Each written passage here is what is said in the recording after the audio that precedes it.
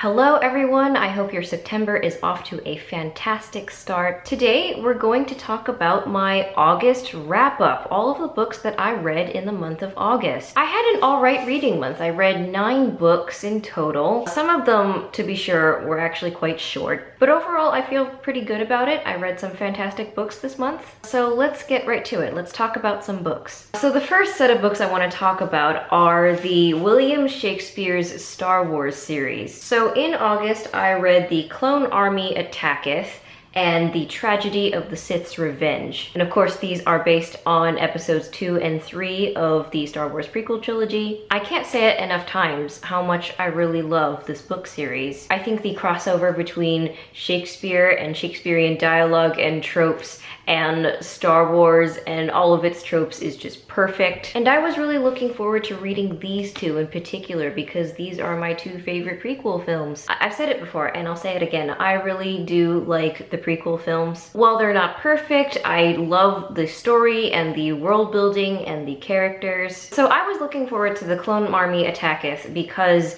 it contained the Padme and Anakin romance. And I don't care what you say, but those scenes in that movie are my favorite.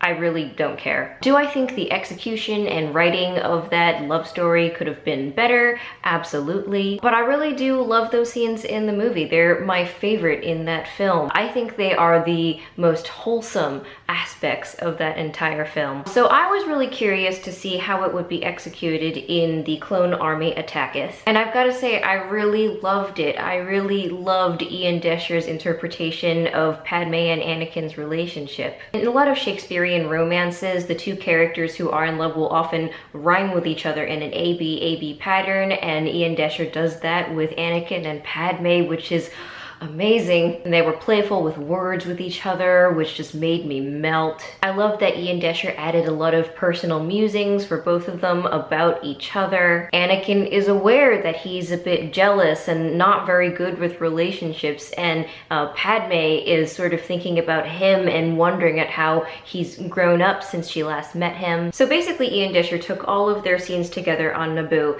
and stitched them together into one big scene, one big dialogue. And so there are Romeo and Juliet references, there are 12th Night references, Much Ado About Nothing references, just all of the romantic comedies. I should actually reread 12th Night because I don't think I picked up on all of the references in this dialogue. But oh my god, Anakin and Padme's relationship works so well as a Shakespearean romance because that is what a Shakespearean romance is and how it works. It's basically 2 characters come together, they just have a few interactions with each other, and then they're in love. That's how it is. There is nothing more that the Amidala stan in me could ask for. And of course Ian Desher always puts in these amazing Easter eggs in these books. Like when Anakin's mom dies in his arms, he has that great Macbeth soliloquy, tomorrow and tomorrow and tomorrow, and that just killed me. Mace Windu gets to say the words pulp and fiction next to each other, which is great. And also 3PO, I think he gets Bottom's lines from Midsummer Night's Dream when he wakes up from being a donkey. I said this in my Goodreads review, but my nerdy and Shakespeare-loving cup doth runneth over. Really, I just want to go back and reread all of Anakin and Padme's scenes because they are wonderful. And then we have Tragedy of the Sith's Revenge, which I knew I would both be nitpicky about and also biased towards because Revenge of the Sith is my favorite Star Wars film. I just had a high bar set for what things it should deal with, and it didn't disappoint. So basically throughout the Clone Army Attacketh, Anakin and Padme's lines rhyme in an A-B pattern, and then Ian Desher continues this in this book. But then when they have that final scene when their relationship falls apart, then their rhyming just stops being perfect, like they're not in sync anymore, and that's just really heartbreaking. Like that scene in the film where their relationship ruptures, I think that is the most heartbreaking scene in that film for me. I always get so upset when I watch it. So I was really happy that this book delivered on the real tragic nature of that scene. And of course in this book there's also a lot of references to the line and a play on the line a certain point of view. So Anakin is like, oh, from a certain point of view, I think the Jedi are evil. And then Obi-Wan later on is sort of like, well, maybe I'll think about this differently later from a certain point of view. So I really love that. And also there are other random random Easter eggs. Ian Desher really loves these. Like, I think R2 has a random Frozen reference. And oh my god, in Padme's death scene, when Leia is born and Obi-Wan presents her and she gives her name Leia, then Padme says, "Brave spirit, do remember thy sad mother," which is a reference to how in the OT, Leia is the one. She, like, not Luke doesn't remember Padme, but Leia remembers her mother and remembers how to describe her to Luke, and that's such a clever reference. If I were to make one improvement to this book, I would have given Padme more lines or inner narration when she's dying, so we know about her mental state. And I would have given Vader or Anakin more lines when he's in his transformation into Vader, when he's undergoing these intense operations. Because I think it's a super important motif in the film that their deaths, both literal and metaphorical, are in parallel to each other. So yeah, that's just one nitpick, but of course it's Revenge of the Sith. I was gonna be picky about when I wanted to be acknowledged and addressed. But overall, I love this book. I love both of these books. I gave them both 5 stars on Goodreads. Next up, I guess listened to more than read the Sandman Audiobook, which was made available on Audible. So this is an audiobook adaptation of Neil Gaiman's Sandman graphic novels. So this one adapted the first 3 volumes of the Sandman. This is one of the best audiobooks I've ever listened to. Like, listening to this gave me shivers. Like, the Sandman is my favorite graphic novel series, and I can, of course, never get enough of this universe and these books. It's probably better appreciated if you have read the first 3 Sandman graphic novels, but I still think it's an excellent production. Like, there is a full cast recording, Neil Gaiman does narration, everyone does the voices just excellent, and there are sound effects. It's like one of those really well-produced radio dramas. I've heard some reviews criticizing this audiobook for not updating the Sandman books enough, but personally, I didn't care. I was really just here to consume the stories I really love in a different medium. So I was okay with it being super faithful and sticking to the source material. I just wanted that, but in my ears. So the Sandman audiobook.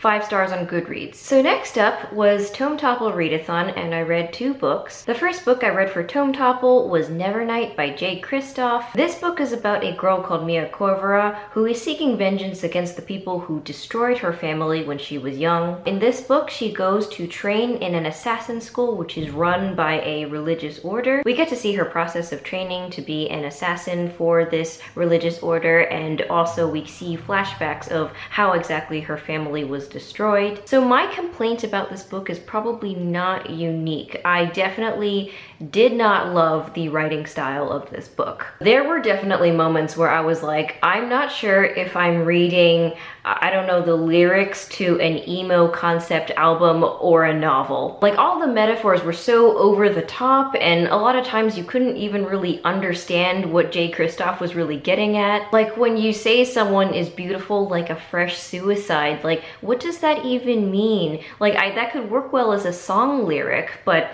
not in a novel. You have to actually clarify to us what you mean. And of course, there were a lot of footnotes in the book, and I'm fine with footnotes. Like, Jonathan Strange and Mr. Norrell has a ton of footnotes in there, but that's trying to create an atmosphere of that book being an academic work. But the tone of the footnotes in this book was so inconsistent. Like, sometimes they were explaining parts of the world building, which I didn't know if they were necessary at the points that they were in. And sometimes they were just unnecessarily chatty, like, oh, then let's bring in the violins. And that just added so much tonal dissonance to the book. So yeah, I really did not love the writing style of this book. But I did like the world building. I liked the universe we were in. It was kind of very gentleman bastard style. And I'm also going to touch on a part of the book that is particularly problematic, and other booktubers have talked about it. But at one point, Mia gets a magical boob job from a magician who works for the school, and everyone just notices her boobs are bigger. Like, her friends are like, oh, your boobs are bigger, and she's just like, oh, well,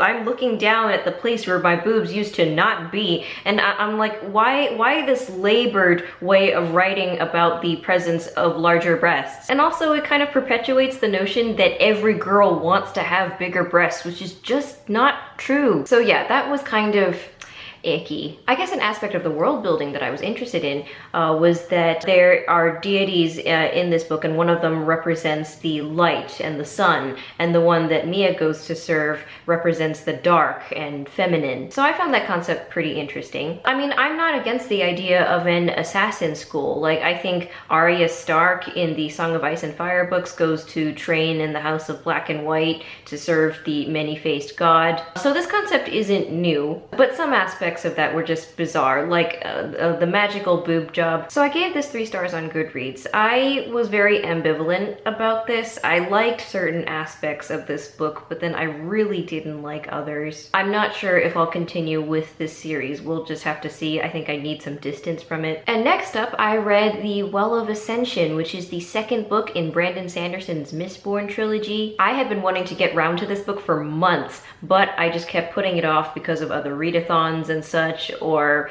just ran out of time in the month. But this book covers the fallout of the events of the 1st book. We have Evin, who is kind of still exploring her abilities. We have her love interest Elend, who is trying to fit into a new leadership role. So I did enjoy this book overall. Some of the plot twists I found pretty predictable, but that didn't bother me a whole lot. I think this book still has some issues that carry over from the 1st book, Mistborn. I still think the dialogue is a bit stilted at times, and I think Brandon Sanderson still has the habit of explicating too much for us. Like, there are places where he could show more than tell, but then chooses to tell rather than show. There's this character who has this toxic, complicated relationship with his father, and I think Brandon Sanderson has a line in there that's like, and this character looked back at his father, who, despite everything, he still loved. And I guess there's nothing inherently wrong with exposition like that, but I think there's so many more ways you can show how complicated a parent-child relationship is. Like, you can show a parent's horrendous treatment of that child, but have that child also really trying so hard to please the parent. I think that would have made some emotional aspects of that relationship and some of those character moments a lot more powerful. But nonetheless, I still really love the world building of this book. Brandon Sanderson never fails to disappoint on his very intricate world building. And of course, I love how he discusses religion and faith in his books. That's a really common motif of his. So after Tome Topple, I had a couple filler reads. The first one was really short. It was the Padme Amidala comic. This is one of the issues in the Star Wars Age of the Republic's comic series. So basically it was just Padme Amidala going on a diplomatic mission and encountering some action there. It's kind of like par for the course for one of, say, her Clone Wars episodes. But it was really short. It wasn't very meaty, not as meaty as I would like for a story about Padme Amidala. I do really love that character. I gave it 3 stars on Goodreads. It was fine. And next up I read Itsy Bitsy, which is volume 3 in the Spider-Man Deadpool comic book crossover. This series is by Joe Kelly, and it is a crossover between Deadpool and Spider-Man. So I had fun reading the first 2 books, but I found this particular volume kind of obnoxious to get through. Like, the dialogue was fine, but I find the artwork and action scenes at times super confusing. Like, I get super annoyed with comic books that are not clear in the sequence of actions. Like, Watchmen is always pristine and very clear about what happened and who hit who and who is where in the room. And from time to time, I had to just flip back a few pages in the book to check my understanding of what had happened in the last few panels, because I'd be genuinely confused about what had happened in those action sequences. So yeah, I was frustrated with that aspect of the artwork. And also the villain of this book, Itsy Bitsy, was just kind of obnoxious. Like, the concept of her was interesting, but I just find her kind of annoying after a while. The chemistry between Deadpool and Spider-Man was pretty good. Although I think Peter Parker just kind of made a few decisions that felt a bit inconsistent with him, at least from what I know of him from comics and films and so forth. So I like those 2 characters, but I didn't overall enjoy this book very much. I gave it 2 stars on Goodreads. Next up, I read My Year of Rest and Relaxation by Ottessa Moshfegh. I've read read Ottessa Moshfegh's book Eileen before, and I remember liking it, and I found the concept of this book really fascinating, actually. Basically, it's about a young woman living in New York with apparently the best life. She has good looks and she has money, but she suffers from severe depression, and she just wants to take a year to simply just sleep and rest and hibernate from the rest of the world. Obviously, this is not some action-packed book, but I actually found it really fascinating. First, because the main character of the book is really realistically written despite the absurd concept of the novel. Like, she has this really humorous voice despite being sad all the time. I loved the way that she critiqued the people around her and the world around her and the facade of all these glamorous people around her. And through all of that, I could also see that she was grieving over the loss of her parents and her strained relationship with both of them that she had her whole life. I also found her relationship with her best friend really fascinating too, because her friend also suffers from depression but deals with it in a very different way. She tries to be peppy all the time and tries to deal with it with a shallow optimism, but then that female friend also has to deal with grief herself, and for a little bit that facade just kind of goes away. So I really loved seeing how that relationship developed over the course of the book. I would have liked to see that relationship explored a little bit further, but I really did like what I read. So yeah, for a book that was basically about sleeping a ton, it was really, really entertaining. I really give props to Ottessa Moshfegh for writing such realistic yet absurd characters and dealing with really sad themes with so much black humor. So I gave this 4.5 stars on Goodreads. I really, really liked this book. And finally this month, I finished Wicca by Vivian Crowley. So this book on Wicca came highly recommended to me by someone I know very well in the pagan community. Like, before this, I wasn't really sure if I connected very well to Wicca, and so this was recommended to me. And after reading this, I feel like I connect so much more with the ideas in Wicca than I did before. I mean, before I was reading, you know, Scott Cunningham, which of course is good reading as well, but I don't think I connected as much to Scott Cunningham as I did to Vivian Crowley. I love how she writes about the history of witchcraft and paganism, and talks about the ideals of Wicca in terms of Jungian concepts. I feel like I understand the process of not just Wiccan initiation, but magical initiation in general. Because really, when you open up yourself to enlightenment, no matter what tradition you're in, that can always be put into Jungian terms. Like, spiritual awakening can be so scary, but can really broaden your perspective in such unexpected ways. I think this was the best book on Wicca that I have ever read, because I felt like the ideals and the concepts and philosophy were so much more accessible to me. I guess Vivian Crowley's Wiccan philosophy just vibes with me so much more than other writers that I've read. And Vivian Crowley is very clearly a psychologist in the way she writes. It's very evident in the way she talks about the human brain and how it works in different modes, whether we are